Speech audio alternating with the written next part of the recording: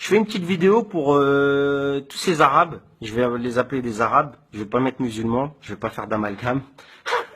À tous ces Arabes là, vous savez, tous ces Arabes qui pendant 24 heures ils étaient terrés, ils fermaient leur gueule, ils osaient pas parler parce qu'ils savaient que la situation était tellement chaude qu'il fallait pas commencer à parler.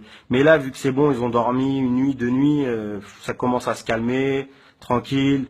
Demain c'est lundi, le boulot il reprend, donc ils peuvent commencer à matrixer les gens. Tous ces Arabes là qui sont contre la France, qui commencent à critiquer les gens parce qu'ils mettent un drapeau. Mais on est tous des bouffons à la base. Mais en vérité, on est tous des bouffons. Mais sauf que quand on est un bouffon, ben on ferme sa gueule. Mais si tu ouvres ta gueule, va jusqu'au bout de ton initiative. Et puis pars-toi. C'est la vérité. Je vais prendre même un exemple par rapport à la religion. À l'époque du prophète, les compagnons du prophète, quand ils se sont sentis persécutés, etc., à la Mecque, bah, qu'est-ce qu'ils ont fait? Ils sont partis en Abyssinie. Ils sont partis vivre en Abyssinie. Voilà. Et le prophète, il est resté pourquoi?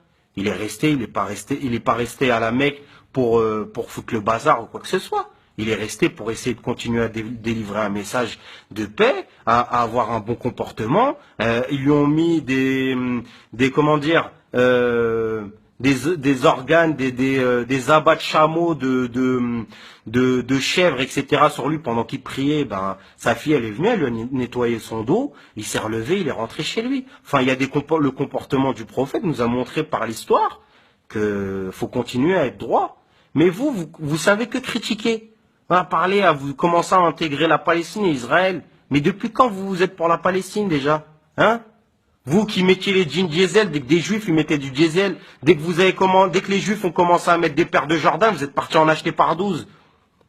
Dès que les juifs ont commencé à mettre les doudounes là, les doudounes Canada Goose, etc. Je crois que c'est ça la marque Canada Goose. Hein, on les voyait les feuilles qui mettaient ça avec les grosses fourrures. C'est nous les robeux, on a commencé direct à recopier sur eux, d'accord? À mettre des lunettes Marc Jacob. Marc Jacob, il est quoi? Il habite à Gaza, Marc Jacob. Marc Jacob, c'est quoi? C'est un feuille et vous mettez avec des lunettes. Donc moi, je pars du principe que si t'aimes les Jordan, t'aimes toutes ces choses-là que les feuilles y font, ferme ta gueule. Voilà. Tu fermes ta gueule et tu marches. Tu suis la foule. Tu suis la foule de bouffons. Voilà. Parce qu'on est tous des bouffons. Mais si tu ouvres ta gueule et derrière, tu fais rien de carré, moi, je comprends pas. Moi, je comprends pas. T'es pas content, la France, le ceci, cela, mec, barre-toi au bled. Barre-toi au bled, hein, le bled où dès que t'es en voiture, les flics ils viennent, ils t'inventent des feux rouges cramés pour essayer de te gratter 200 ou 300 dirhams, alors que t'as rien fait du tout, tu peux même pas ouvrir ta gueule. Soit tu payes cash, soit ils viennent, ils t'enlèvent ta voiture à la fourrière. Encore à la limite ici, quand t'as cramé, ils t'envoient la photo, etc. T'as 45 jours, tu peux faire un papier au tribunal de police pour dire que c'était pas toi, etc., etc. Alors vous êtes pas content de quoi? C'est vous qui bouffez le système. Vous êtes là, vous dites vous êtes en train de niquer la France, mais la France c'est rien, la France. La France c'est une coquille vide. La France c'est une coquille vide, c'est les Français qui font qu'il y a la France. Tu crois quand t'es là que t'es en train de gratter le RSA, quand t'es en train de taffer au black à côté? Tu crois que tu niques qui? Tu niques la France? Non, tu niques nos impôts. T'es pas content quand tu déposes ton gosse à l'école et qu'il fait de la peinture et il fait il met sa main sur de la pâte à sel, etc. Il fait de la pâte à modeler, il joue, il fait des sorties, t'as donné rien du tout, tu donnes zéro, tu grattes tout. T'es pas content ça? Tu ramènes ton gosse, il joue, il vient, il dit, ah, tiens papa, regarde ce que j'ai fait aujourd'hui, un machin. C'est grâce à quoi? C'est grâce à nos impôts, c'est grâce à l'impôt des Français. Et l'impôt, déjà, l'impôt, rien qu'on va prendre l'islam, l'impôt, il existait au temps de l'islam. Il leur prenait un certain nombre de chameaux, un certain nombre de chèvres, etc., des tissus, les commerçants, ils les collectaient, et puis ils les repartageaient, ils les redistribuaient aux pauvres de la Mecque et de Médine.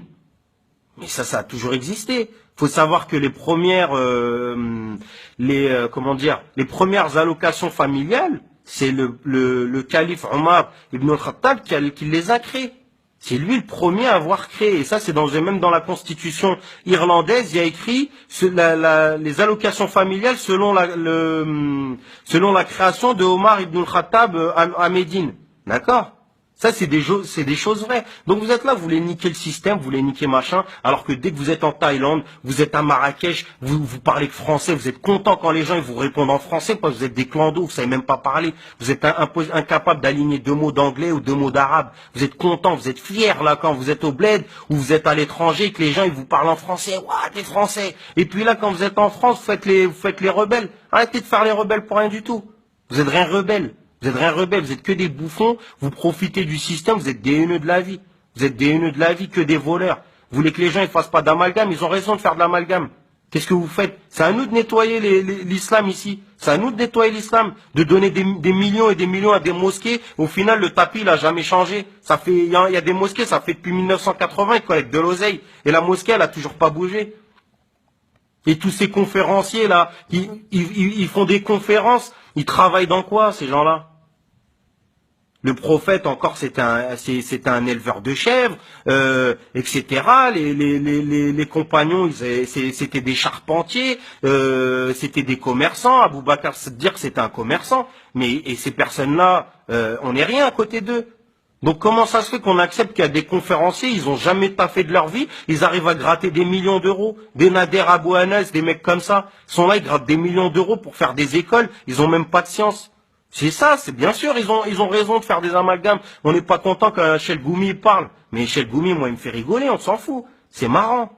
Heureusement qu'il n'y a pas de musulmans qui parlent à la télé, on est nuls, on sait pas parler.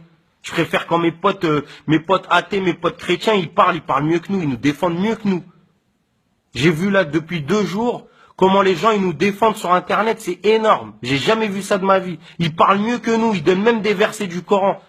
Mais tout ça, c'est grâce à quoi? C'est parce que autour d'eux, ils ont des musulmans, des personnes qui sont converties, qui ont un bon comportement, qui les aident à ne serait-ce qu'à tenir la porte, à attendre l'ascenseur, à porter le pack d'eau de la voisine qui a 80 ans. C'est ça le bon comportement. C'est de se comporter correctement, d'aller bosser, de contribuer à la société. C'est pas toi, t'es là, t'es en train de gratter le RSA, tu grattes tout ce qu'il y a gratté dans la société et dire ouais, moi je parle français, nanana.